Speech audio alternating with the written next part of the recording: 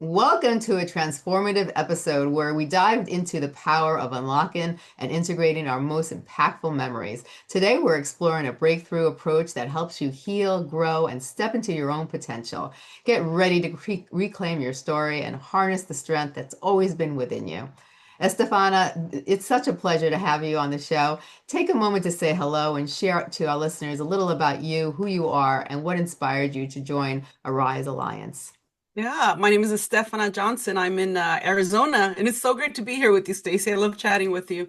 I'm first generation Mexican American, so I think that has a lot to do with the way I've adapted and learning a new language, coming from two worlds, because my parents are first generation Mexican and very, very much culturally Mexican, and so Yeah.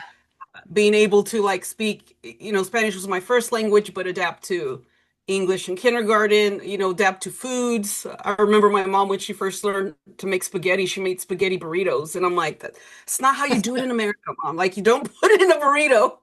So there's a lot of experiences, I think, in my life that led to where I am now, Yeah. and including a lot of my own adversity, raised in a cult that was not who I am at all. I mean, where women are supposed to wear long dresses, not cut your hair, not wear makeup, be submissive, not have an opinion, not have your own thoughts, just very controlled identity. And I'm a rebel. I'm kind of loud. I had ADHD and just so wrong for the fit. And so I think that really helped uh, just look for something different Yeah. as I got older. And then you add, Hispanics, at least in my family, in my immediate family, mental health thing is not something that you do. Like you don't go to a therapist. You don't talk with people about stuff. You get over it. You go wash Yeah. the dishes if you're depressed, and then get up and do Right. something and get over it. And so I never would have imagined I would be in this field. Just serendipity, just things that occurred that kind of led me in that direction. But I Yeah. think that's a lot of what contributed to my wanting to join Arise is seeing a lot of interventions or things that we do in the mental health field that is kind of, because it's structured, it needs to be structured so that it's research based. It Right. turns into this all sizes fit one model. And people like me who don't think the way the people who created that stuff do or don't prioritize the same thing, it was like there's something that's missing. There's something that's not quite getting to what I need. And I think it was several of us that had kind of had that same mentality. There's got to be a better way, a more human-centered approach. Yeah. And it's been an amazing journey. It's been really hard. I mean, it's definitely one of the hardest things I've ever done in my career, especially, but totally worth it to see as we were chatting earlier about true self and identity and how to truly start living, not just surviving. And I think that's the biggest drive is teaching people how to do that. Yeah, I think it's really important because it's no use to live in life, just surviving and not thriving. Life is all about, experiencing joy and happiness. That's the whole point. And, when you don't experience those things, the quality of life goes downhill. And then people just get stuck or they get depressed or they get angry and it pulls you back from being your true full potential in life. And so many people, all people have wonderful things to offer in this life, and it's not fair for everybody not to have the chance to shine. I really do believe that. I know that many of us carry hidden wounds, and how does that unpossessed trauma show up in day-to-day mental health, and how can we help bring those patterns into light? Yeah, well, you know, I am a specialist with trauma. That became my specialty a few years ago, and I think as I experienced more of the approaches and dug more into what the expectations were, I guess, of what it looks like to heal, there's things that just didn't connect. There's everybody will face adversity at some point. You Yeah. you cannot escape it. I mean, that's part of life. And it Yeah. seemed that a lot of our approaches were really focused on reducing the symptoms, not making things hurt, not making them bother you anymore. And that was like, boom, treatment is done. And that was kind of my role at first as a trauma clinician. So I found amazing tools that will, make the flashbacks stop and the nightmares stop. But it didn't make life stop. And Yeah. so we all went through like the 2020. I think that was like a collective, what the heck is going on with the world? Yeah. Um, it became very evident then, especially people who have like complex trauma, they're like, oh yeah, it's another Thursday. I mean, to them, everything was always falling apart, but it's the Yeah. people who didn't really develop, who are used to like a life that's more stable, I guess, that really had a hard time reconciling with the reality of suffering and struggle. Maybe not everybody went through that. I mean, I myself lost my father, early on to COVID. I lost a few close, either friends or family members, and it was very scary. Yeah. And being a therapist, it's like, okay, here I use these tools to make people calm down, but the reality is it's still crazy out there. We're still going through it, and there's so much unknown. So what do you do? What do you do when you have like a cancer diagnosis and 3 weeks to live?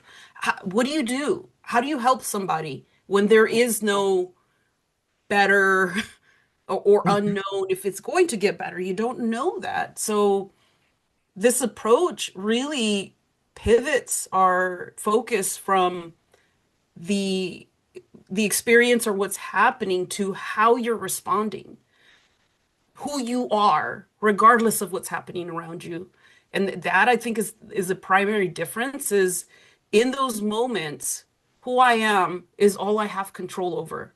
How I Mhm. respond to what's happening around me in the world is if it is at peace with me, then I'm at peace with what I did, over time. Whether I survive or not, I can be at peace with it. And the conflict then becomes if I don't know who I am, because Mhm. everything that I've done and everything that I've been has been essentially programmed by the family I was born into, the situations I experienced that then wired these adaptive responses.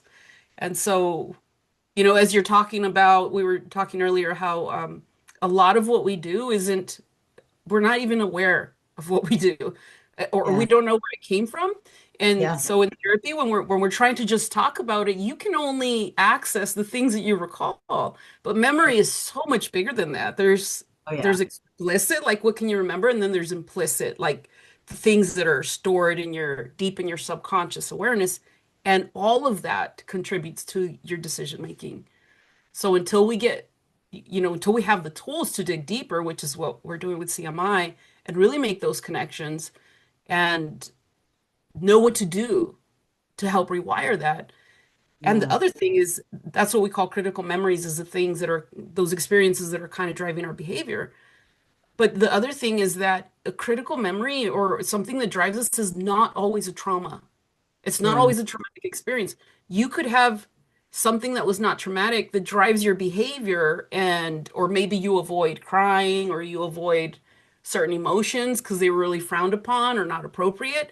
And you Yeah. wouldn't quantify that as a trauma, but then when you do go through an adverse experience, your Yeah. brain doesn't know how to digest it. It can't digest it because you need that emotion or you need this thing to inform your system of the meaning making, all of that stuff. And that's where we get stuck. Yeah, I agree. We came from a generation, and I know our parents did, and our grandparents did. It was basically, especially men, especially, they said, Yeah. "Suck it up." Like if something traumatic happened, or if somebody got upset, it wasn't okay for a man to Yeah. show emotion.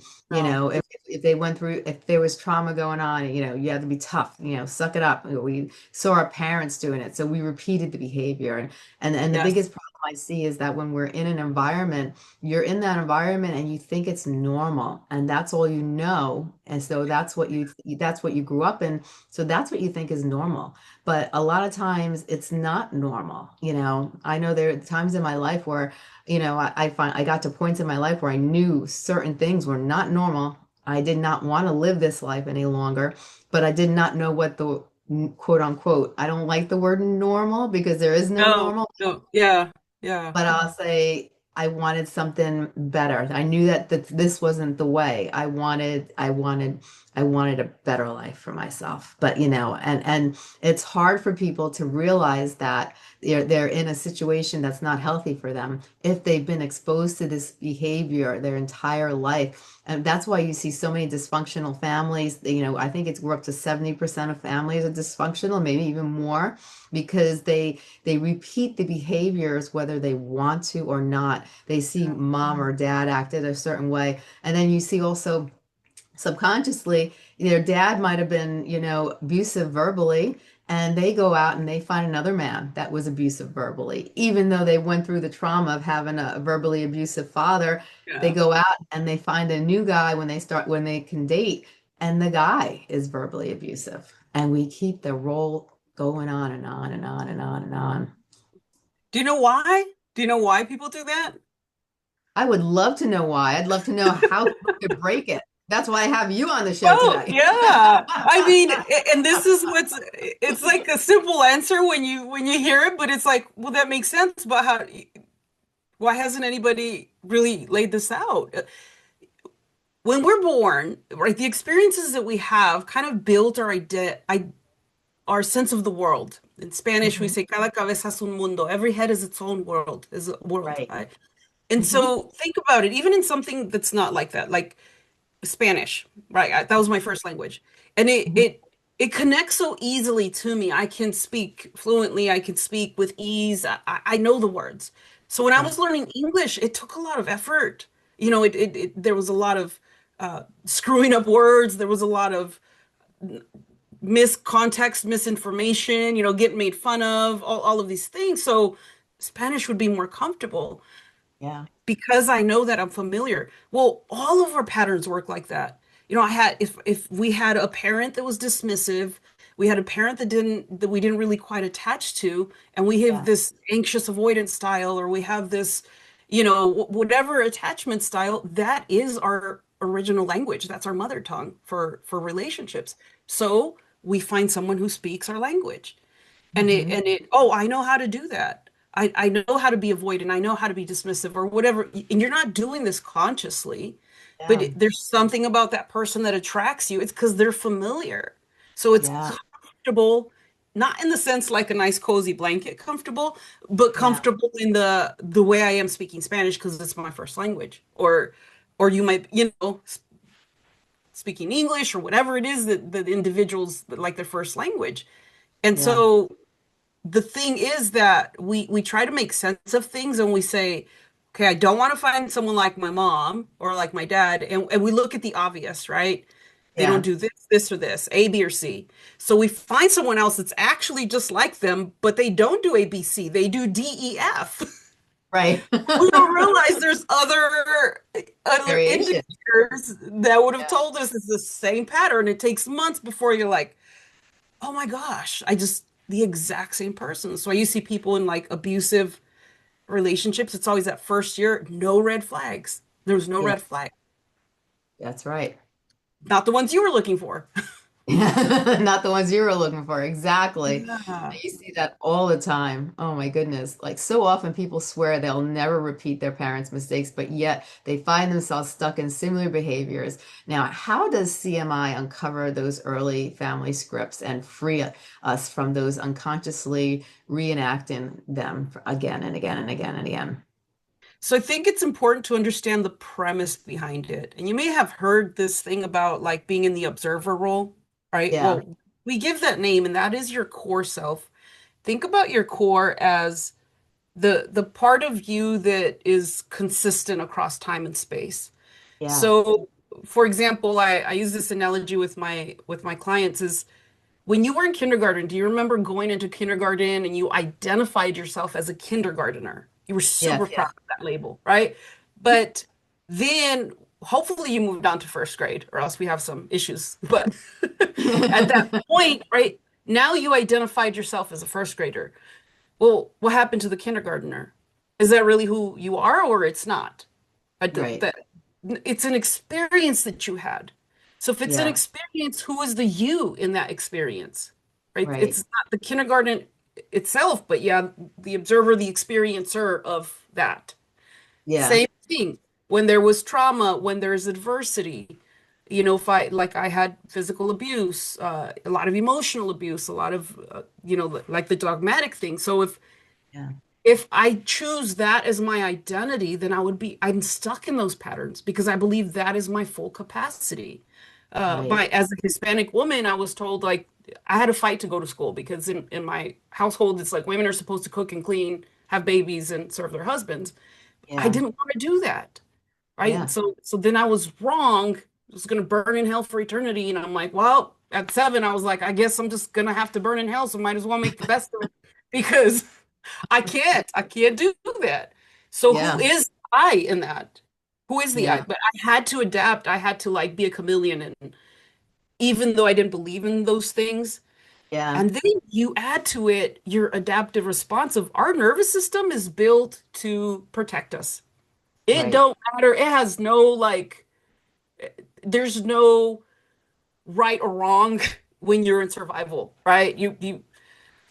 You haven't eaten in a few days. Everybody knows that it's wrong to eat a sandwich out of the dumpster. You could Right. read all the research on that, but if you haven't eaten in a few days, anybody, their human instinct is going to kick in for survival and go, sandwich is going to look pretty tasty, right? Just Yeah. so it's not about what you know, it's understanding how the human works Yeah. and what is you and what is like I call it the standard human package. The Right. your nervous system, the way our brain is wired, how it interprets the world, relationships, your identity. And it's so important to distinct between those things. And that's what we're doing with CMI is we're helping you really understand how do you tune into the core of who you truly are, Yeah. not the experiences that you've had, because that is where you hold your agency in defining the experiences, in Yeah. either recognizing what aligns with you or what doesn't and Hmm. making changes from that place. And so Right. that it's all internal. It's an internal journey, Hmm. which means that as a therapist, I don't have answers for you. And I tell people, I don't take my advice. I give bad advice because it's all based off of what Steph would do. That might not work for Yeah. you. But Right. if I can walk you through in connecting to that information within, then you don't need me. Yeah. You have access to it already. You are the expert of your life. So we Yes. wanted an approach that truly came from that frame of remove us from the expert chair. We're the Yeah. expert space holders. I've been there myself. We have to do our own journeys and understand ourselves so we can get familiar with a pattern so that Yeah. when you're going through it, it's like, oh, yeah, yeah, that's part of it. Yeah, keep going. Keep going. Nope, come back here. Like, keep going. And I'm guiding you from out here, but I'm just holding like the rope so you can hang on. You have an anchor, but I'm Yeah. Yeah. not doing it for you. Right?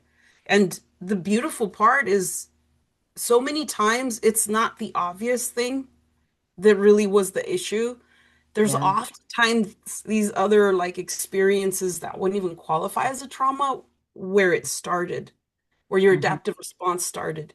And then Right. the problem became when you did go through the trauma is that the tool that you used to survive early on was no longer adequate. Right. And then that's where this got stuck. And oftentimes in our field, we look at this as the problem, like this terrible thing that happened. But it's no, it's that your brain or your capacities were hindered in some way. And now you Mhm. can't digest that thing that happened. Right. So we're kind of working backwards from there. I like that approach. I like that approach.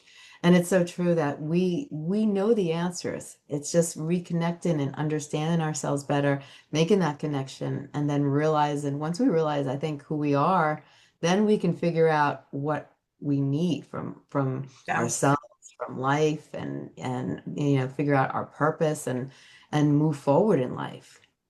Yeah. And a lot of people, when they come in, especially with complex trauma, they tell me, like, I don't even know who I am. Yeah. I don't know if you've ever met anyone who says that, like, I don't, or if you feel that way, anyone that's listening, I don't even know who I am. Yeah. Beyond like, the labels of Hispanic, white, Latino, whatever. It just, Yeah. the external, like, I call it the meat suit. Besides Yeah. meat, you came in, but that's not the true identity. That stuff changes. Ask anyone over Yeah. 40. It all changes. Like, you just used to be, used to be this, used to be able to do that. And so the consistent part is where you hold your power. And part of what we're helping people to do is instead of like for myself, having, I think I told you earlier, as a kid, I got in a lot of fights. I was always in the principal's office, getting in trouble Yeah. because that's all I knew to do to protect myself. I didn't think I was smart because, not knowing English, of course I wasn't going to do well academically at first. Right. But my brain decided that meant I was dumb. Like it just, you're not capable. So then I just stopped trying. Right. And I didn't even know that that was part of who what my capacity was because I Yeah. accepted this experience as truth. And so then I chose to just, well, I have to fight my way through this world. Well, Yeah. guess what? You get to adulthood, that don't work. Right. PO says three strikes you're out, or just you Yeah. can't you can't really live like that. You can survive, but that's not the same as living. And Yeah. so, I have a lot of people who come in, they're like, I have anger issues. I'm an angry person. Right. Is it that you are that, or is it that that's how you've survived? And how do you Hmm. get to who you really are underneath? Well, if Yeah. that really was you, it wouldn't bother you. Hmm. When there's things that you're doing that bother you, but you're the one doing them, that's time to get curious. That's like a signal right there that's telling you, hey, this thing that you're doing Hmm. probably at some point made sense to help you. Let's Yeah. figure out where that point is so that we can connect back to if you had the free agency, right? The ability to make a choice, which we don't at 3 years old. We can't be like, this is a Yeah. toxic environment, I'm going to move out. You can't do that. Right. But Exactly. as an adult, you can. So if we can find that spot where this programming, if you will, happened, or this experience kind of created this, and Yeah. update it, and let your brain know you're no longer the kid, circumstances have changed, and now you Hmm. have options. Yes. Then you're able to free up that space. Then you feel like you have some sense of control. I don't Right. have to be here. I could be more. I could do more. Exactly. Exactly. Now, when it comes to post-traumatic stress disorder, for clients struggling with this, with emotional flashbacks, or or they're just, they're having panic attacks because of it, and they're problems, what does CMI offer for that transitional post-traumatic stress disorder treatments that we sometimes miss? Because I know a lot of people, in the beginning, they didn't even know they had post-traumatic stress disorder, Uh, and it wasn't just a thing that was from the military. People kind of no, labelized it, as, when you go to the military, there was a high percentage, in the 90s that came back with some form of post-traumatic stress disorder. And it's not that anymore. There's a lot of people who suffer from post-traumatic stress disorder that didn't go to the military, but had right. some type of trauma in their life. Can you Yes. add on to that? Absolutely. And I mean, I'm a prime example too, is I've been through a lot of traumas, ACE score, and yet never would ever meet the threshold for post-traumatic stress disorder. So, Hmm.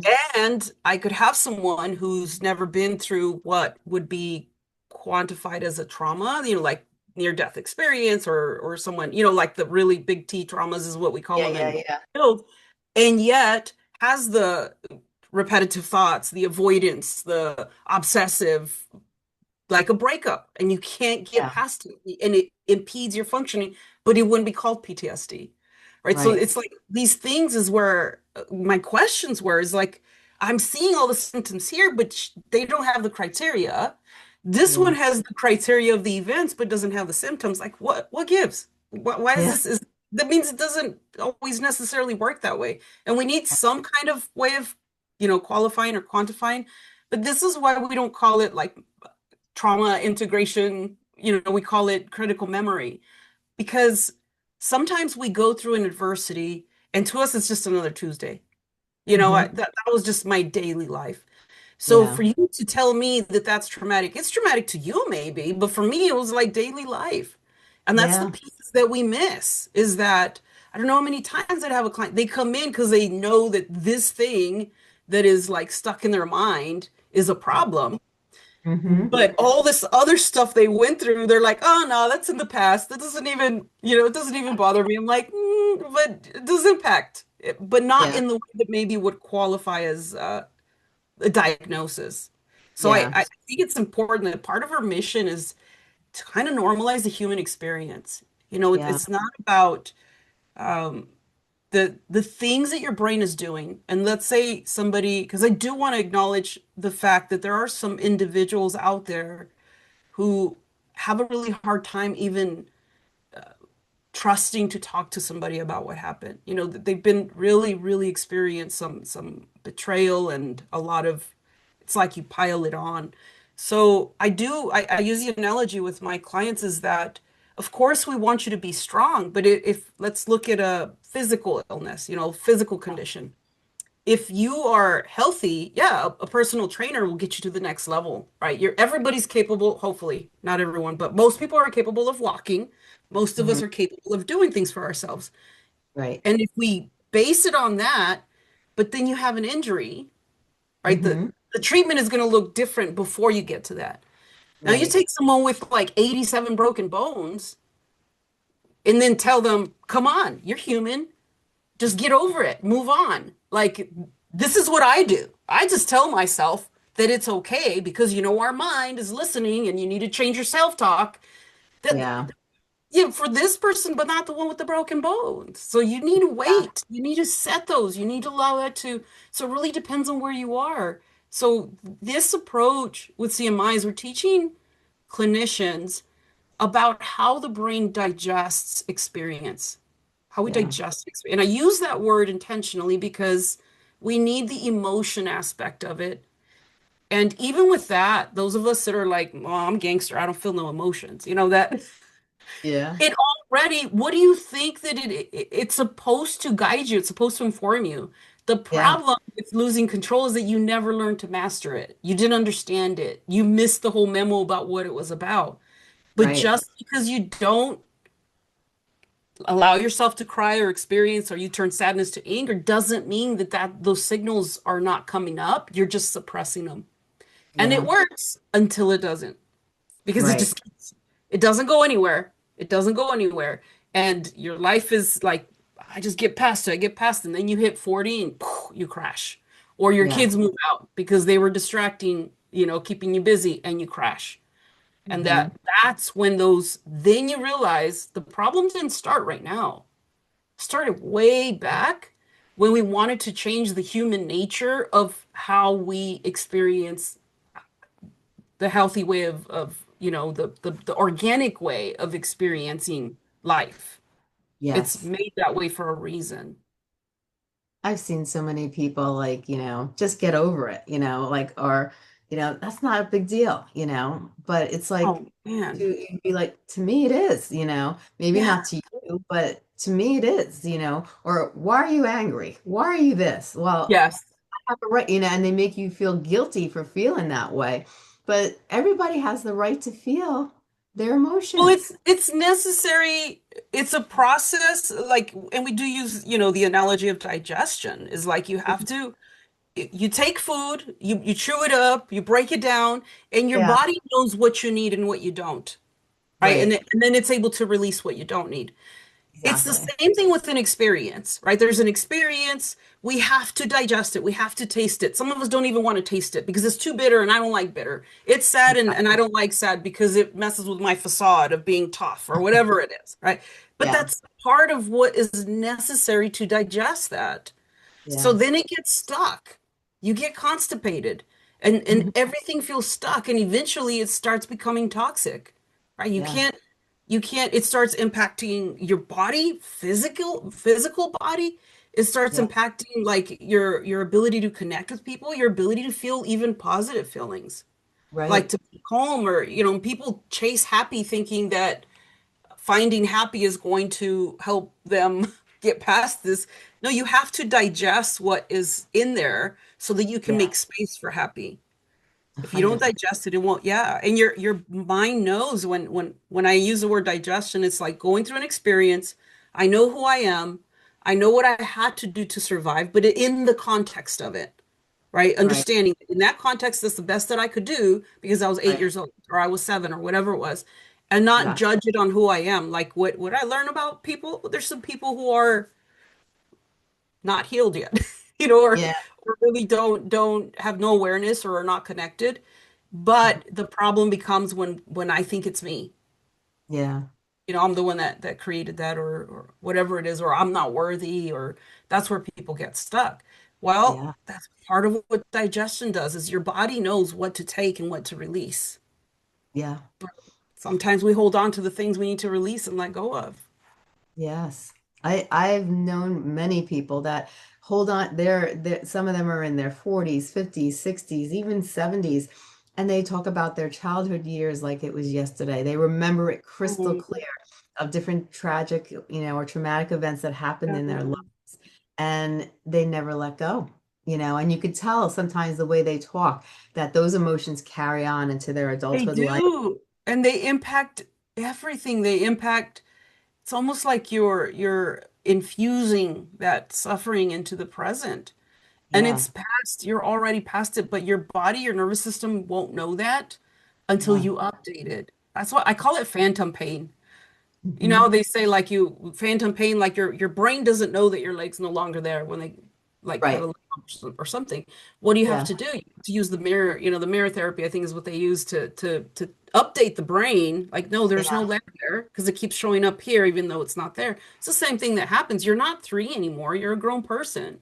You're not Right. five, but your brain still continues sending those signals as if you are. Well, we have to update that. Right? That's the process of memory reconsolidation is to you have to be able to activate that so that you Yeah. can change the way it's stored. But if Hmm. activating it also brings some of the feelings from the experience and you've been taught to avoid that or you're afraid to go there, then you keep shoving it back in the back of the Yeah. closet and pressing it down more and it just piles up and it doesn't go anywhere. It No, stays waiting to be processed. exactly. Exactly. Now, feeling like you're a misunderstood child can shape our adult relationships. How does CMI gently reframe those early attachment injuries so that we can have healthier bonds today? So it's not reframing, it's reconnecting. And Reconnect. a lot of experiential therapies, they use the word corrective experience. In Hmm. CMI, we're very intentional with the word connective. It's a connective experience. So what does Mm, that look like? Well, I'll give you an example. When I was 5 years old and I went into kindergarten, like I was sat at the back of the class with the little round table and I was like, no, I want to sit with the big group. I was so excited to learn English. And yeah. the teacher was trying to do me a service, because I'm monolingual Spanish speaking. And so she sat me there. It wasn't like a ill intention. But what Yeah. happened is that there was a kid next to me named Luis that didn't know his last name. So I was like, blame Luis, poor Luis's parents, like they're on my story all the time. So I remember in my little brain, I was like, oh my God, this kid's an idiot. Like, how do you not know your last name at 5 years old? And Yeah. then I'm like, wait a minute, I'm sitting at his table. Oh my gosh, I'm an idiot too. Like that. And Yeah. that was like this critical experience that not by my making is just my brain's still learning about the world, about, especially a new environment, and it has to make meaning of stuff. Yeah. So that impacted me academically all the way through even the first attempt at college. So Yeah. when I made these connections, I had to go back because that memory is stored in a memory trace network, right? Like your network, it can get activated. And that means that when I recalled it, I felt like the sadness, the disappointment.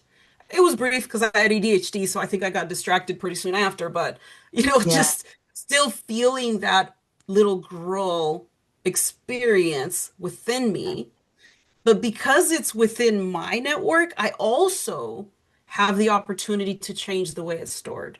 So if Yeah. I'm like, oh, that's embarrassing, I don't want to think about it, I'm rejecting that aspect of me again. And I inadvertently like re-traumatize or reinforce that. If Yeah. instead I was able to sit, hold my heart, and talk to that part of me, that experience and be like, look, baby, you're ahead of it. You already learned a whole nother language before you Yeah. came here. And that Right. and that is going to pay off in the long run. Because Yes. you get twice the curse words, like it's gonna be awesome. And just can tell people stuff in two languages. It's just I and love it. and being able to bring that and now shift that because our imagination is powerful. Our brain's Yeah, integrating information and it's like, oh, now it knows. Like it's not an issue no more. There's no yeah, shame with it anymore. There's no, and it changes the way we experience it. Where did the connection happen? Within yeah. me. I'm the only one that can access that. You can't give me the answer because I don't know if you've ever been in kindergarten monolingual sitting next to Luis that doesn't know his last name, but it's a very Yeah, specific experience that I doubt yeah. too many Hmm. people have out there, and Right. all of our experiences are so unique and it's the answers of what you need are within you. And Yeah, it once you start doing that in the process, it's very client driven, meaning the individual is the expert and they decide where we start. Why? Because you're the only one knows what signals are coming through, right? That is the indicator of you're ready to address this. So instead of being like, no, Stacey, you're avoiding these big T traumas that I know you have, that's none of my business. My right. business is to be with you and help you learn to trust yourself and connect to yourself. And when we Yes. take that route, it's a little more gentle, it's more organic because Yeah. your brain, the intelligence that lies within us, Hmm. already knows where to start connecting. And Right. as you gain strength, as you gain clarity, as you are better able to differentiate who you are from what you've experienced, then you Hmm. feel ready to target those bigger ones. Right. Sometimes you don't even have to because they already shift on their own. Because our Yeah. brain's like a self-organizing system, so it kind of updates everything as you go. Yeah. That's so true. I think, the biggest problem that I've heard too is that people have a hard time letting go. They carry these things for so long, Oh my, different traumatic events. And, I've struggled with that myself, as much as I want to let. Stacey, yeah, I had this like epiphany a week or two ago, I think. My son, when he was 2 years old, I was potty training him, and Uh, I remember the first time like he went and I'm giving him a Skittle because I'm like, good job. Look, you went boo boo, and I'm pointing and showing him what a good job. This is what we do here. And he's looking at me and he knows I'm proud of him. And then I flushed the toilet. He absolutely fell apart. Mine, mine. He's pointing at it. And I'm like, no, baby, you have to let it go. It's shit. Like, let it go. Yeah, And yeah, this is you. This is just what happened as a result of this process. And then I'm like, oh my gosh, I'm still doing that with people. yeah, People on my couch that are like, here's the crap of what happened to you. You need to digest and figure out who you are outside of what happened to you. yeah, That's the stuff you release that is no longer serving you, but you need to know how to extrapolate like what you do need from it, right? yeah. Extract and Hmm. what is for me and what's going to benefit me and better understanding what I value, what I want, what I don't want, Yeah, how to read people better or how to protect myself better in a way that's still congruent with who I am. Like there's so much wisdom to be learned from experience. yeah. And yet we get stuck with the crap. We want to hold on to it. It's fine.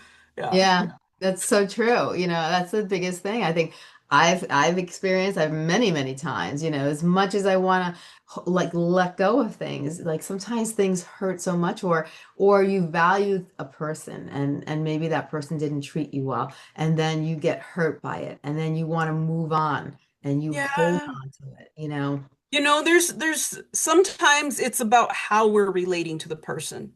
So a lot of Mm, people forget that the word relationship, all it means is where are you in relation to me? Where am I in relation to you? And right. especially like the word trust, is such a misunderstood word. And I always start with trust is not external, it's internal. You can only Mm, trust yourself, right? So yes. my husband, been married 20 years, amazing, fantastic guy, super sweet. But when I needed surgery and I needed someone to cut me open and fix my guts, had a hernia, I was not letting him touch me with a scalpel. I could not trust him at all because I've Mm. seen him around ground beef and the dude cannot handle blood. Like he just can't. So I know that about him. Yeah. So despite trusting him, I didn't trust him with that. So who did I go to? Some complete stranger that Hmm. who knows? I heard surgeons have God complexes. No offense to any surgeons if they're listening, but this is like that I never met. I don't even know if, are you married? Do you cheat on your wife? I don't know. It doesn't matter. Yeah. And yet I trust him with my life, literally. Cut me Right. open, fix my guts. How? What does that mean? Then what is trust? Right. The trust is that I can observe, I can have another human in my life and know what they're good at, what they're not good at, because all Right. humans are faulty. And I Hmm. know where to meet you with that. And I can Yeah. trust myself to observe and to, be able to engage with you and relate to you in a way that's beneficial for both of us Yeah. and not demand that you do this other thing too because you should be my all. Yes. You should be everything to me. Right? Right. That's unfair to do that to other people, and it's Yeah. unrealistic. And that's what happens when we think that we have to have one person that does it and is all of it to us. No, it's not how Yeah. humans work. It's Right. you that you have to learn to trust and knowing Hmm. how far and what to give them or where to get this other need Yes. met. So true. So true, true, so true. When you look at it in that respect and you treat it like that, then you start to it becomes, I think, it becomes more attainable where you can actually let go, you Yeah. know. The issue is when I start talking with people, they're like, "But I don't trust myself." Why Hmm. don't you trust yourself? Because I keep saying I'm going to do this and I don't do it. Hmm. Or I know that this thing is toxic for me, but I can't set a boundary. Okay, Yeah. there's the signal. Let's explore that and figure Yeah. out where that's coming from. It's not from you. It's coming Right. from experience or an adaptive response that you picked up along the way, Right. your journey. So if we can uncover that and we can reconnect you to you, now Hmm. you can have that agency back. But it Right. has to come within our conscious awareness so that we can reconnect it. Yes. Without that, and it doesn't have to be because you might be like, well, how do you do attachment stuff? I don't remember when I was 3 days old and was abandoned by my mom. Right?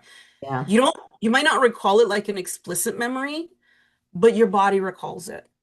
Hmm. That's what makes CMI different is that when we talk about working with memory, it's not just narrative or images or a scene or it's not always explicit. It could be Yes. a found fence.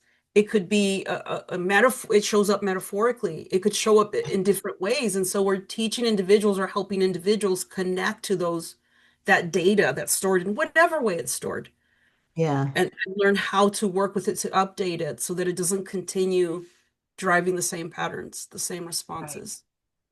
Right. Oh, that's so true.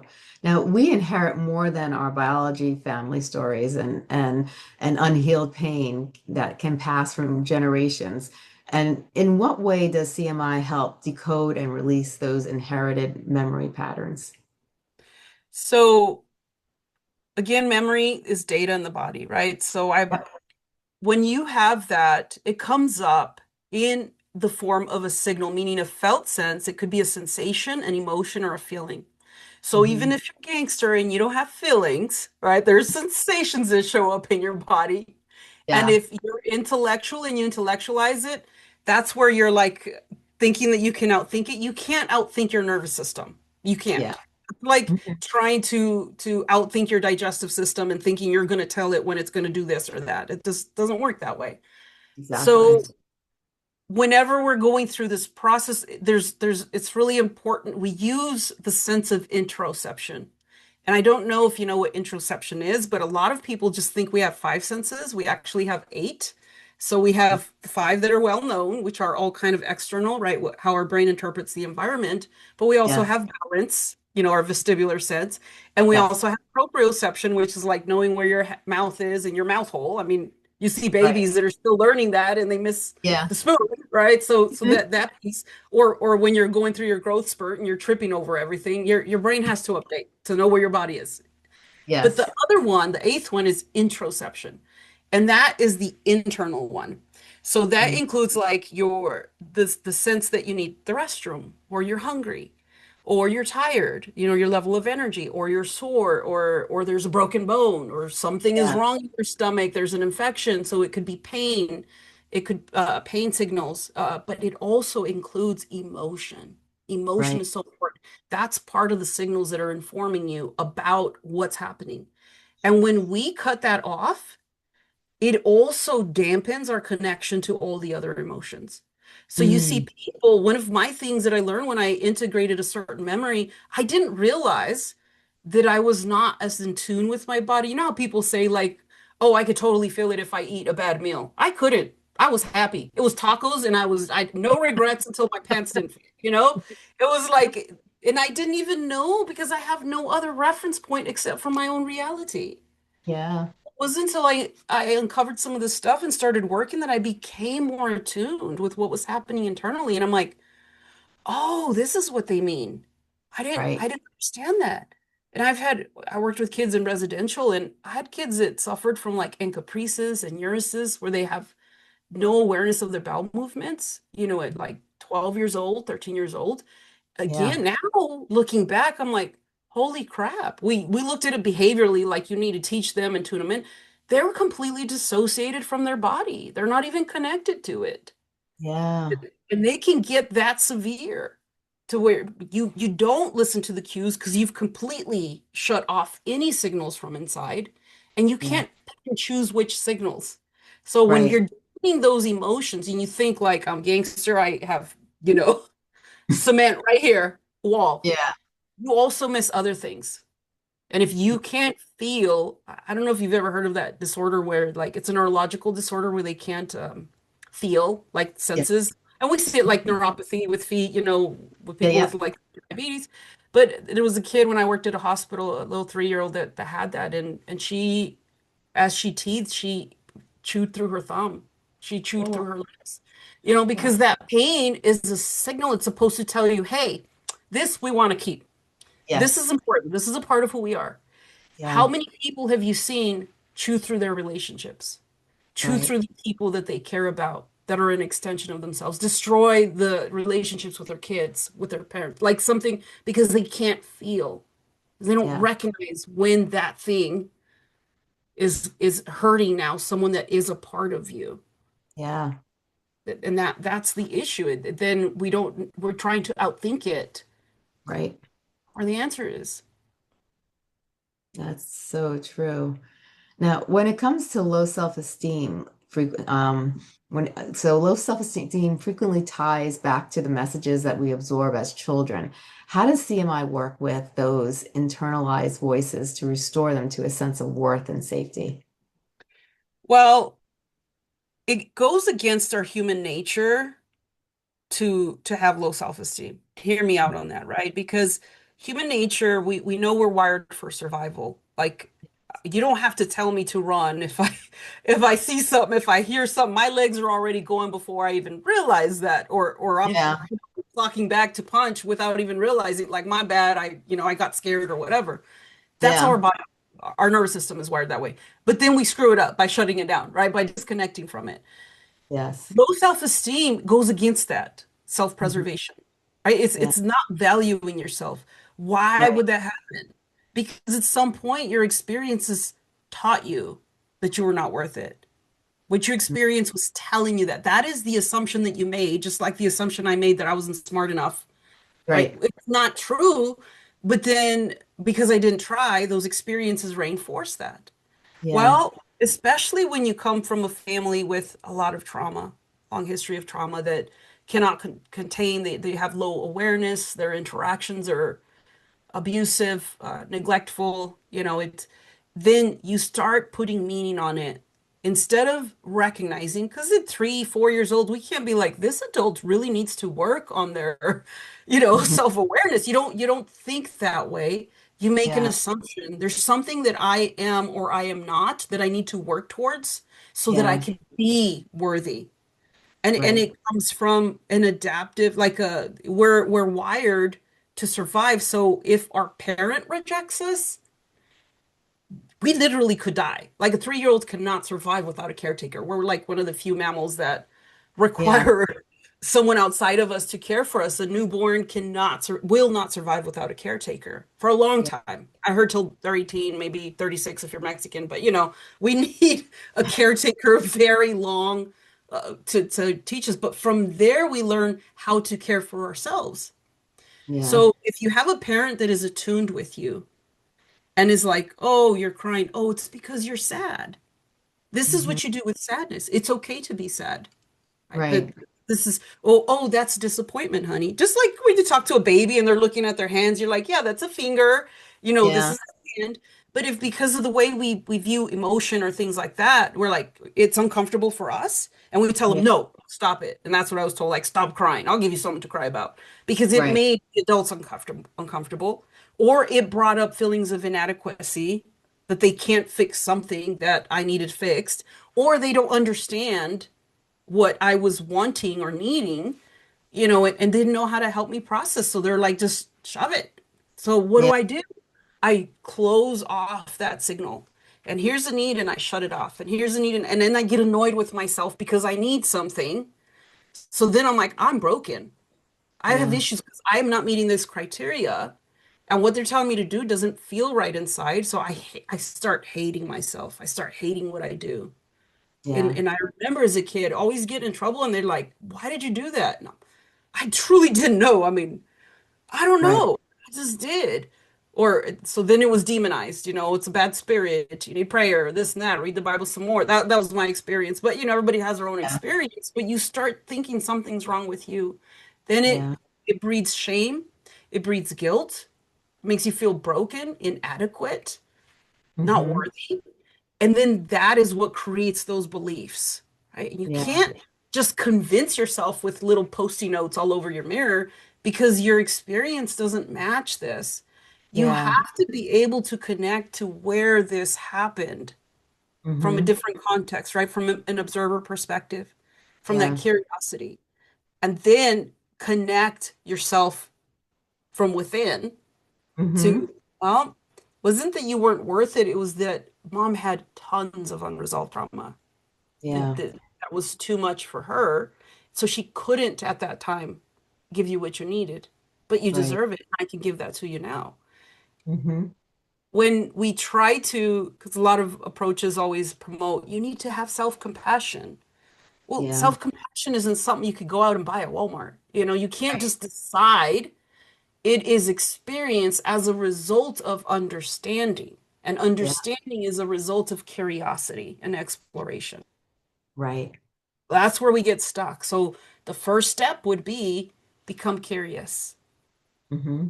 And then as you connect, be more curious. Don't run Hmm. away. Don't judge, right? And that's where I come in as a therapist is that when you're afraid to approach that thing that you've always avoided, Yeah. or you're afraid you're going to die because the pain is unbearable. And I'm able to say that whole signal about dying, that's old. That's from when you were 3 years old. And, technically, if you're rejected by your parents, it could be a death sentence. But Yeah. now it doesn't, it's not going to kill you.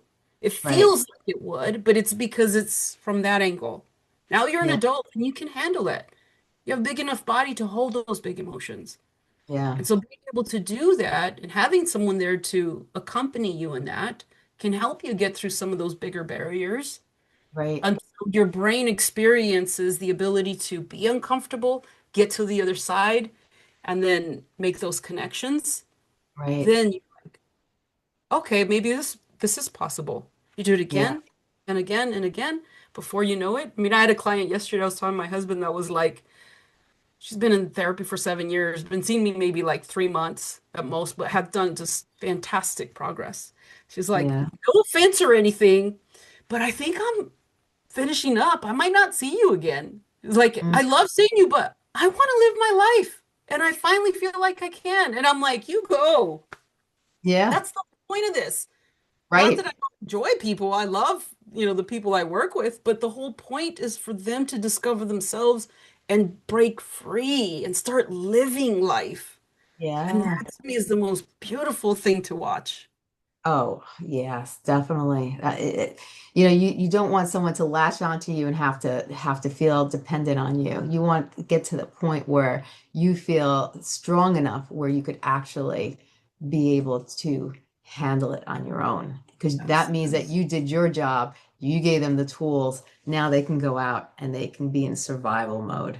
Not survival mode, but thrive mode is They what I can meant. thrive, they can start living, making Yeah. like creating the life that they want. And that Yeah. to me is the biggest tragedy when we go through trauma and we're constantly in survival. We never get to live. And the whole point is not to just come, be born, survive until you die. Like Exactly. that's a terrible story. Right? Yeah. At some point, discover your strength, discover what you're capable of, discover Yeah. that you do have the power and the ability and the capacity. And if it's Mhm. been thwarted, if it's been like suppressed, let's help you uncover that. Let's help you emerge Exactly. so that you can 100%. own it. Yeah. You want to own it. You definitely want to own it. Now, anxiety often kicks in when a present moment echoes a past threat. How does CMI distinguish between then and now to reduce the chronic stress responses in people's lives? I mean, that one's, I tell people if you have this big presentation and it's important to you, that's anxiety's job is to let you know, hey, this thing, don't mess it up, man, because we're pretty important, you know? The problem is that it becomes a issue of imagination, right? Yeah, Our brain's like a prediction machine, and so it's constantly trying to assess and predict. And when we have not gotten past like all the adversity and gotten through, and we don't know that we have the capacity to do that, and that thing that hurt 10 years ago still hurts now. So I want yeah, to avoid the hurt. Like it's all tangled up. So then yeah. our brain's like, we can't even experience hurt because it's gonna screw us up for life. Look at what happened from 1982, and we never got over it. Like, so Hmm. we need to first be able to process those things so the brain can distinct between the past and the present. An Yeah, anxious response in the now is just like this sensation, this emotion, right? And yeah. even then, I could hit it, but this is what's crazy. A feeling really actually is not supposed to last more than like 90 seconds, you know? Really? Crazy when I read that, I'm like, you're crazy. I've been pissed off since 92, so I don't know about this. Like, why is it explained to me why, this Mhm. happened? Well, the truth is that it was the part that was causing that anger was just an unresolved, unintegrated experience that hadn't updated and realized you've moved past that. It's like that Yeah, puzzle hasn't been connected to get the whole picture. And yeah, so it keeps getting anything that smells like, feels like, anything that's unresolved is going to not only activate the information from now, but yeah. also from back then. Hmm. So we first start getting curious. Number one, if the anxiety is nonstop, something's stuck. Yeah, It's not if it's like, well, Steph, when I cross, an intersection, I get anxious. Well, you should, be kind yeah, of dumb to be like chill and just walking across without that. That is a normal thing. So I yeah. start off by looking at the context of it, right? And Hmm. then the duration of it. Does it Hmm. come and does it pass? So if you have one of them people, like that's why mindfulness is really great, like practice being fully in the now. People who Yeah, meditate, do studies, like they have this pre-state, something happens, right? And they feel it. So maybe yeah, the thing, they feel it, but then after that thing is done, they're back to their pre-state. People yeah, with anxiety like pre-suffer and then they pre-suffer, right? Just thinking of it, they're already elevated. yeah. And this is your imagination. It's not happening in the now. So Exactly. is it like, A, you just suck at fantasizing? Like, let's get you better fantasies? Or you can fantasize because most things don't happen anyway. Or Exactly. is there something that your brain's like, oh, this reminds me of that thing that we never finished off Yes. and trying to bring it up and you're pushing it Mhm. back. And Yeah, that's going to be a constant battle. And we call that coping skills to push it back some more or yeah, manage sometimes you need those things. Those are very valuable. I'm not like, downing on those. But yeah, if you don't ever go back and investigate where that signal's coming from, it becomes a constant like battle of trying to manage and fight, yeah. outcompete. Yeah. Okay. Yeah. There's so many people that I know that the ones who suffer from anxiety, they are always worrying about the future, and we cannot predict the future. And No. always in their head is always in the future, and they have the scenario planned out in their head, or Yeah. they're trying to think how it's going to pan out, and they get themselves so worked up. Their cortisol level is up. They're just, their heart rate is up, and they don't even know the outcome. They're just in their head predicting and fantasizing about what could be, but we don't know. It's like you said, we have to focus on the present moment because that's the only thing we have control over is right then and there, that second, that moment. But, when it comes to the future, we don't really know what's going to happen. No, but if you don't trust yourself to navigate through it, because I never looked at the whole thing of why this happened or how I navigated through, or you think you just have rotten luck because you have had a lot of adversity or whatever other reason, it robs you from your agency. And so it's Yeah, hard to be present because you don't trust yourself. It's right. it's all tangled in. It's all like weaved in is so complex. That's Yeah, why thinking, well, let's just do change your thinking, a cognitive approach, or let's just take care of that one image or that one scene or that one experience that pushed you over the edge. Well, right. that might have been the straw that broke the camel's back, but what about who's putting straw on the camel's back anyway? Like, Yeah. why can't he shake it off? Let it Yeah, go. That's exactly. that's really what we're trying to get down to. And then Yeah. know how to navigate. If you could trust yourself to do the hard thing, Hmm. you can choose your hard. You can choose the scary things. And that's when you become unstoppable. Because Yeah. anything worth chasing in life, if you are staying within your comfort zone, you're going in circles, honey. Like you ever been in a place, you're looking for something, there's that Circle K again, yet you're going in circles. Like going outside of that, the growth zone is not going to be familiar. So it is going to be uncomfortable. And if you're Hmm. already trying to dampen down like that discomfort, then you have no more space for discomfort. So you stay stuck and you never really try to explore. You Yeah. never expand. So in order to expand, you have to learn, understand emotion, understand discomfort, be able to handle that. Your we call it fluency, your ability to Yeah. feel the whole range, right? But Yeah. still not lose control. Right. That's that fluency, the whole range of emotion, so you can distinguish Yeah. all of that. And when you have access to that, you become the expert of you. Yes. Then you know how to navigate because that becomes your reference point, not something outside of you, but what would Stacey do? What is Right. Stacey? What is she looking for? If it Hmm. aligns with someone outside of you, cool. If it doesn't, Yes. there's that boundary of I respect that, but I'm going in this direction. Not Right. I need you to change so that we Yes. can do this together. Because then it becomes like this. Exactly. Exactly. That's so true. Now, when it comes to resilience, beyond symptom relief, how does the CMI cultivate resilience, giving clients the tools to navigate to the future stressors with greater confidence? If when you are little, I don't know if you remember, at least I remember looking towards like a lot of milestones, right? Oh, you Yeah. get to go to middle school, you go to high school, you graduate, you learn, relationship, marriage, baby, all this career. And then at some point, I don't know if you've ever looked at like Eric Erickson's model of, the phases in life. It just kind of Yeah. slows down. And Yeah. then it's like either stagnation versus generativity. And then at Hmm. the end, there's like two options. It's ego integrity versus despair. I remember looking at that like, that's my only two options. Like, I do not want to get there. How do I get here? Well, how you Yeah. get here depends on how you navigated all these stages. And Yes. at some point, how you're navigating when we're a kid, we don't really have a choice because we're just doing what we were taught and what we Yeah. learned, how we were programmed essentially. But at some Exactly. point, you start feeling that call. You start feeling something within you that's like, no, this is not really who you are. Or you don't Yeah. really believe that, but you're doing that. Hmm. Those are the moments that are going to make a huge difference in Yeah. how we develop what you call like resilience, right? It's Right. just you don't lose yourself even in the midst of chaos because you have Yeah. such a solid sense of self.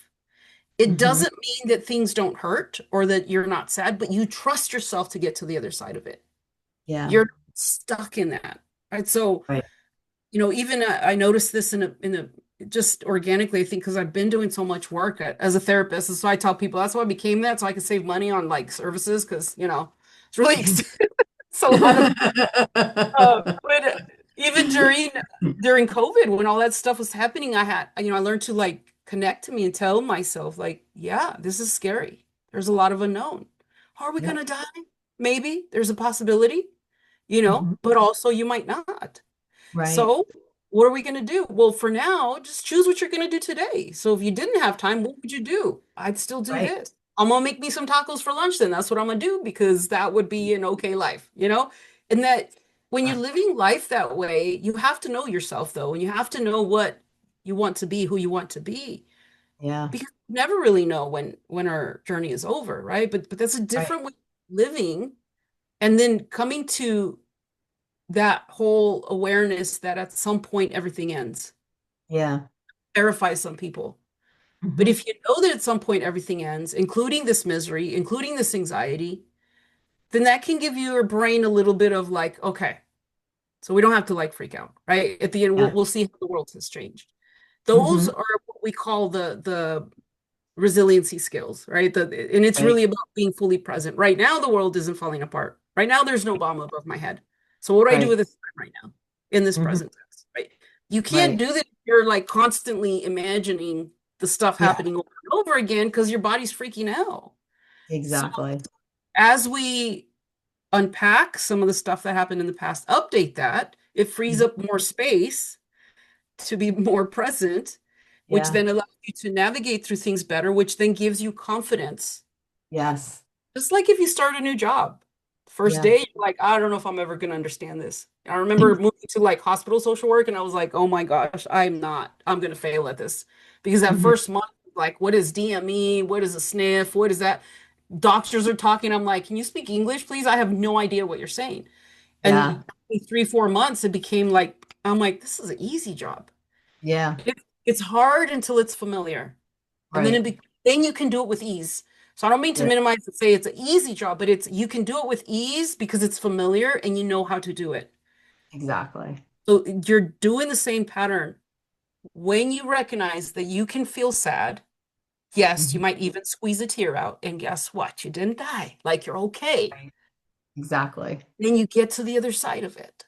Hmm. And you realize, okay, that was hard, but it was easy. Like it just happened Right. and it moved through. It helps you for the next level and the next Yes. level. And all of Hmm. these stages are so necessary so that when we get to the end of life, and not Yeah. to ruin it for anyone, but like parents die off, then friends start dying off, like you're not going to be ready for that if Yeah. you're still avoiding dealing with the lost teddy bear you had in third grade, or Yeah. all of those experiences help to prepare you for that. That's what we mean by resilience is like you have the skills to get through it. Right. That's so true. That is so true. Now, can you share a story of someone who, through CMI, overcame their fear of becoming like their parents and built a new narrative for their mental well-being? Oh man, I so many stories. It's not even about becoming their parents. It's the fear of becoming their true self. I think that's Yeah. even greater. It's a lot of people when they say, "Well, I don't want to be like my mom. I don't want to be like my dad." Well, I don't know if you have IKEA or you're familiar with that store where Hmm. you buy stuff, but it all comes in a box, right? And the instructions have pictures of like the little guy, what not to do, like with the red X, and then what to do. Imagine Yeah. if all the instructions you gave your brain was what not to do. Right. You can never build that bookshelf. Like, okay, there's 1,000 things what not to do, but what do I do? Exactly. What does it look like? And this is where we struggle a lot is, myself going through like the trauma. My mom, poor, she had a horrific childhood and a lot of trauma, like, and then like third grade education, immigrant, all of these things. Mhm. And so it's a lot of things that were transmitted because they weren't transformed. And so when Exactly. I had my kids, I knew what I was never going to do. Hmm. Right? I'm not going to beat my kids. I'm not going to curse them out and tell them they're worthless pieces of crap or whatever it is. Like, I will not do that. But Hmm. then what happens when they do the thing I told them not to do? Right? Yeah. My kid's jumping on the oven door, and I'm like, I had told him not to. And I go back and I hear a crash, and he's standing there. And everything in me is saying, he's testing you. Like you need to teach him who's boss, or else he's going to be a teenager and he's going to be stealing cars and, like your brain goes to worst case scenario. And then it becomes a fight, an internal fight, because Yeah. all you have are the instructions on what not to do. Right. Okay, you can't beat them, you can't curse them out. And that's Right. all you have, the two red X's. Well, what do you do? when your Yeah. heart rate is up, when the rage is there, when you're like looking at them and their little faces looking at you and your eyes get blurry because Yeah. you're testing your worth and saying, I don't have the answers, and it's a vulnerable state, and all your own trauma of being that kid terrified and being beat is coming up in your body. What do you Yeah. do? Right. That is the hard part. And so I mean, luckily for me, I was a therapist, so the therapist stuff came online was like, developmentally, I wanted to punch her in the face. I was like, start arguing in my head because I don't want Yeah. to hear it right now. But Exactly. luckily that paused me. I remember this moment because it was so pivotal in my awareness. Because I Yeah. remember looking at him and telling him, "Go over there, I'm talking." And he's probably thinking like, "Mom just finally lost it because he didn't know what I meant." I'm like in here trying to figure it out. And Right. that's the piece that we have to seek support. We have to know what it is that we want so that we can get a template. Well, how do you do that? But Yeah. first, understand why we respond the way we do. The Right. truth is, once I learn how to that these feelings is not because I'm a bad mom. Yeah. Once I understood that my nervous system was wired that way because of my experiences, and that I could, through how I connected to me and related to myself, could Hmm. be that support for me and tell myself, yes, this is frustrating. Yes, Hmm. you're safe. I've got you. You're in control. And Right. alleviate that, all of a sudden I get clarity. And then I Hmm. remember I love my child. Right? Yeah. And that's what's important. And so when I notice they're afraid, I notice they make a mistake, I was able to sit and talk with them and be like, mommy's stressed and was upset, and I didn't want to put that on you. Right. But I want you to learn about this. What is it that made you keep doing that? I mean, he couldn't explain. I think he's probably 2.5 or whatever, but like, Yeah. mommy's trying to keep you safe because I love you. I was able Right. to get to the truth. And if you have a parenting, you don't have a parenting book because every kid is so different. Right. But if I was to write one, it would be remember that you love your child. If you can Yes. get back to that, and that is what's driving your behavior and not your adaptive response or your stress, you will know in that moment how to love and Yes. address that thing in a loving way. It's going to look very different from anything that you were taught, and it's not going to be something that you can be scripted or Yes. it's about That's our so, state. Yeah, and knowing who we are inside and learning how to be congruent with that. yeah. I think it's sometimes like a piece of the puzzle. Like I felt like, throughout my life, I was the pieces, trying to put pieces together. And then one day I just, in my middle of my life, I felt like I finally found the pair of shoes that fit me. Yeah. And it was a great Yeah. feeling. And, and not everybody takes well to that because then you change as a person because now you know who you are, you know what you want, you know what Yes. going to bring you joy and happiness. You know what you'll accept, and you know what you won't accept, and you make it more vocal because now you feel more confident because now you connected with yourself and you know who you are. And I know when I finally got to that point, not everybody took it well, and there were No, some, because they have to adjust who you are in their little black book. yeah, mm-hmm, Before it was like, oh, Stacy will bend over backwards for you. yeah, So why is Stacy not? What's wrong with her? She's yeah, not bending. She's mm-hmm, holding steady. And now I have to rearrange myself. So inconvenient, yeah, and mm-hmm, that is a scary part of transformation. So as therapists, we tell you what are the risks, benefits. When you become your true self, like there's going to be disruptions in your world. There's mm-hmm, going to be disruptions in your attachments, in your connections, because how you relate to the world is going to change when you change how you relate to yourself. yes, When you start recognizing, wait, I don't deserve how you're speaking with me. mm-hmm, And you set a boundary that doesn't mean that you try to control them, but it right, means that you set, here's the expectation. I value myself too much to be spoken to that way. right, So the next time you use that tone or you speak with me that way, I will cut off the conversation. I will walk away. I will hang up, whatever it is. That is the right, boundary. It's not, I expect you to do A, B, C, because I don't know why they're doing what they're doing. But if they choose to not lose me, They know Hmm. what they need to discover and work on. And Right. if they don't, I bid you adieu, like good luck, Godspeed. But I will not be having that in my life. Exactly. That makes people uncomfortable. Yeah, because they have to look at themselves now. Yes.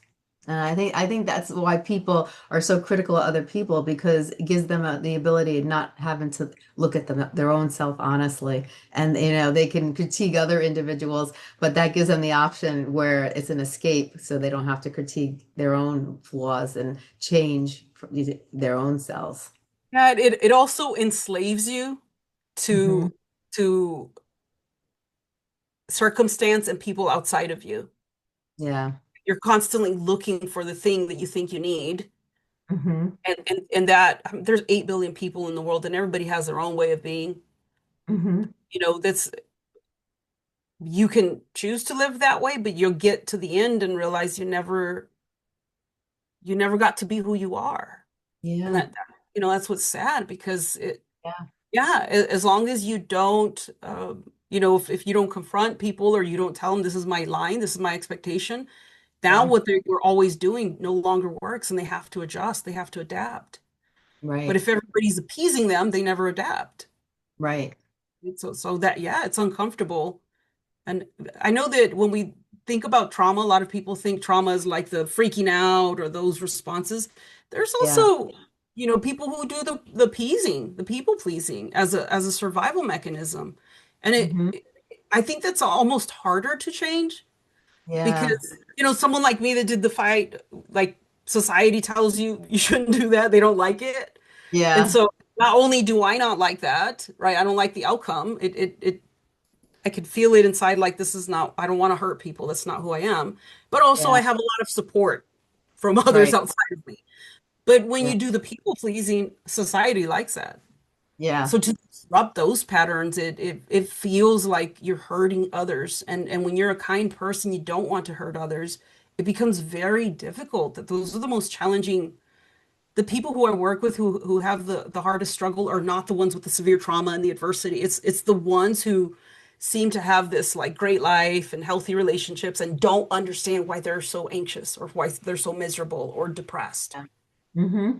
Because something about how you're living does not match who you are. But in Yeah. order to be authentic, you have to face some truths, your Yeah. truths, that you don't Hmm. believe what dad has taught you, or you don't believe what mom is saying, Yeah. or no, you don't like the people that they want you to be nice to. Yes. Yes. I, That's really I've hard. It is really hard. I've come across, several people pleasers, and I have mentioned to them because I was close enough to say something, but they end up pleasing everybody and they don't please themselves. And they're usually the ones that are the most unhappiest, but they continue that behavior and they don't see it, and they also, I pointed out a lot of people take advantage of those people too because they see the niceness and they see the kind-heartedness in them and they take advantage and Yeah, they get that's exploited. yeah, Yeah. And I tell people when you're saying yes out here, make sure it's a yes in here too. yeah, I Because if you're agree. if you're saying yes out here, but it's a no in here, you're Hmm. still hurting someone. And Yes, the problem with that is that your how you relate to that person is not authentic anymore right, because they don't get the opportunity to love you for who you are. right. That's not fair to them either, right? No, If I really care for you, I want you to tell me what you enjoy, what you don't, how so that I can demonstrate that effort. yes. That's Hmm. what creates that bond and allows that to be deeper, where I can be fully me and you can be fully you. But that Right, means there's going to be places where you disagree or don't connect. right. And the deeper you go, the stronger the bond, the more you're aware of those things. Right. Exactly. And it requires a safety of accepting, but that also means, like I said with my husband, you're not touching me with the scalpel because, I know that way we could stay good, because then you're Yeah, going to screw things up. But I do tell exactly. people along those lines, Stacey, is I'm like, your relationship with you is the most important relationship, is the only Yes, one that I guarantee will be there until you die. And right. probably even beyond. So you better look out to because I don't want no salty girl, coming after me on the other side.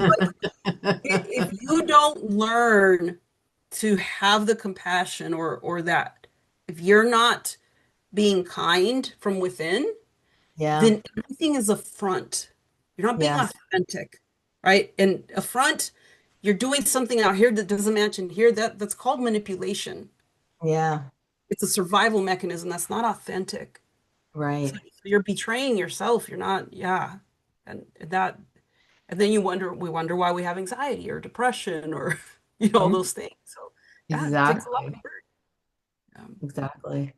Now, if you had to take today's conversation, you wanted to emphasize on a couple important factors, what things would you want the listeners to walk away with to remember?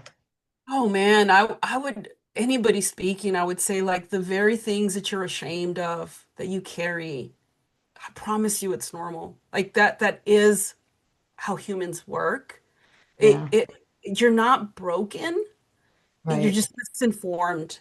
Yeah. And society has told us that the things that we experience internally are abnormal. They're not. They're probably Right. way more normal. It's society's these dumb ideas that we've had about what should be that Yeah. actually, yeah, that pathologize. So I would say start with being curious.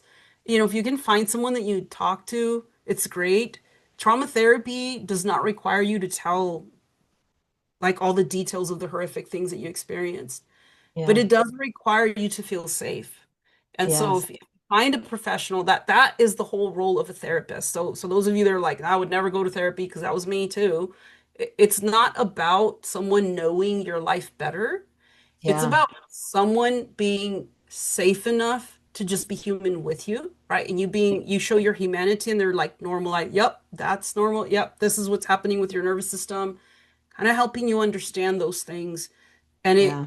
it will give you a better understanding of the areas where you're getting stuck.